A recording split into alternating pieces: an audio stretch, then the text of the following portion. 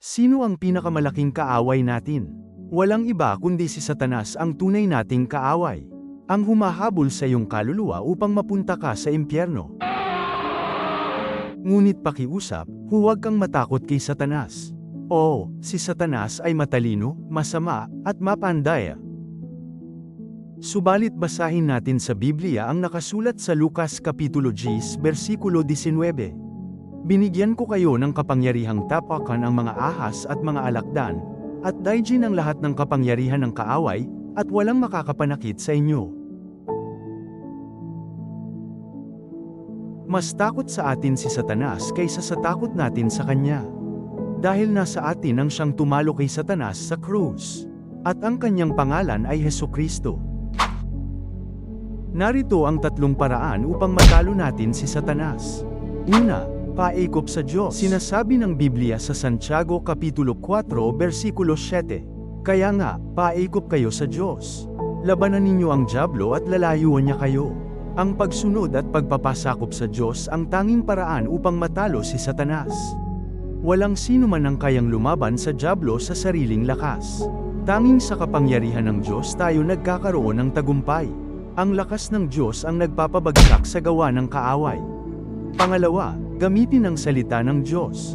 Paano natin malalaman na ang salita ng Diyos ang magpoprotekta sa atin? Si Jesus ay tinukso ng 3 beses sa ilang, at ginamit niya ang kasulatan upang talunin si Satanas.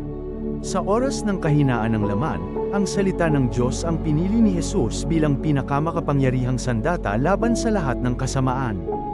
Ang pagbubulay-bulay sa salita ng Diyos habang tayo ay tinutukso ay nagpapatibay sa pagtitiwala natin sa Diyos at nagpapahintulot sa atin na panghawakan ang kanyang mga pangako. Ito rin ay nagpapaalala sa atin ng matuwid na pamumuhay na tinawag tayo upang mabuhay, na tumutulong sa atin na madaig ang mga pag-atake ni Satanas. Ano ang mangyayari kung hindi natin ito gagawin? Tayo ay madadaya at mahuhulog tayo sa kasalanan. Umaasa tayo sa sarili nating lakas na nagpapahirap laban sa tukso. Nakakalimutan natin ang katotohanan at mga pangako ng Diyos at sa gayon ay mawawala kung sino talaga tayo kay Kristo.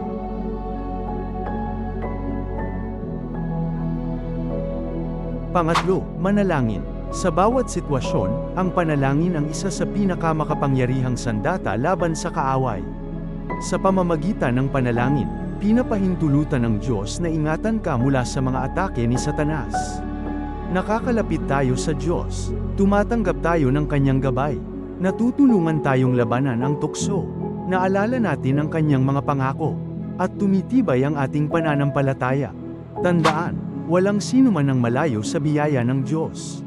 Huwag mong hayaang linlangin ka ng dyablo at iparamdam na ikaw ay hindi karapat-dapat. Ano ang dapat gawin?